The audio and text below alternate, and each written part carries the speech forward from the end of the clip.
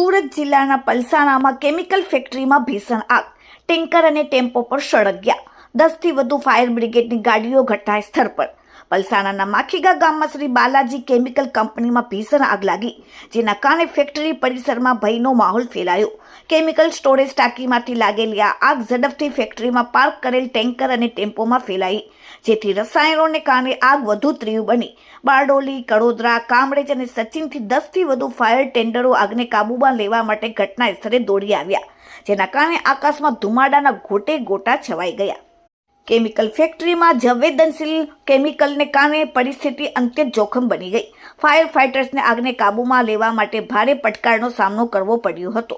સ્થાનિક પોલીસનો કાફલો પણ ઘટના સ્થળે આવી પહોંચ્યો.